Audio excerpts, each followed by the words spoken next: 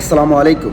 আজকে রাজবাড়িতে ঈদ শেষ কইরা যখন নিজ কর্মস্থলে ফিরতেছিল, একটা বাসে নদীতে পড়ে গেছে। প্রায় মিনিমাম 50 জন যাত্রী ছিল, 50 জন প্লাস যাত্রী ছিল। মাত্র 8-10 জন সাঁতার কাইটে উঠে আসছে। বাকিরা সম্ভবত মেবি 30+ মারা গেছে। কিন্তু আমাদের মন্ত্রীদের এক একজনের কথাবার্তা শুনলে মানে গাড়া জ্বলে উঠে। গতবারের ঈদের চাইতে এবারের ঈদে স্বস্তি ফিরছে। কই স্বস্তি ফিরলো ভাই? প্রতিটা বাসের ভাড়া মিনিমাম 300 থেকে 500 টাকা বাড়তি। যাত্রীদের হয়রানি তো আছেই।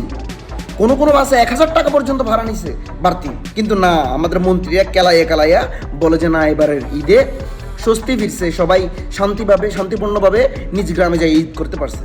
আফসোস, এই ভাড়ার জন্য মানুষের কানতে পর্যন্ত দেখছি। কিন্তু না, আমাদের মন্ত্রীরা ভিডিও করবে সেজন্য যাত্রীদের হয়রানি করে আটকে রাখছে। এমন ভিডিও ভাইরাল হয়েছে, সড়ক পরিবহন মন্ত্রীর কথাবার্তা শুনলে আছে না ভাই, গাড়া জ্বলে উঠে। কেলাইয়া যেমনে বলে না, কিছু কথা মানুষ যদি পাবলিকের ভুং ভাং বোঝান লাগে না, তো অর্ধেক সত্য অর্ধেক মিথ্যা বললেও পাবলিক একটু কনফিউজড হয়ে যায়। কিন্তু পুরোটা মিথ্যা বললে পাবলিক ওটা ধরে ফেলে। তো ভাই, চুরি করতে কিছু ট্যালেন্ট লাগে, কিন্তু কিছু কিছু মানুষের সে ট্যালেন্টও নাই। চুরি করে আবার ধরাও পড়ে, মিথ্যা বলেও ধরা পড়ে। ছি, লজ্জা পাওয়া উচিত।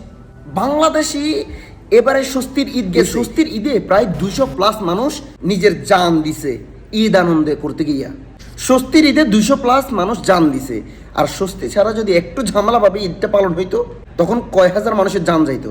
আরে ভাই, ইরানে অত একদিনে 200+ মানুষ মরে নাই, কিন্তু আমাদের বাংলাদেশে এই 7 দিনে যত মানুষ মারা গেছে, এই বাংলাদেশে প্রায় 7 দিনে 200+ মানুষ মারা গেছে।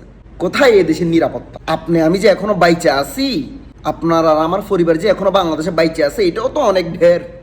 মনে হইতেছে যে এটা আমাদের মন্ত্রীদের, এমপি মন্ত্রীদের করোনা। আফসোস, দেশটাকে সবাই লুইটা খাইতে আসে, দেশের পরিবর্তন কেউ করে না।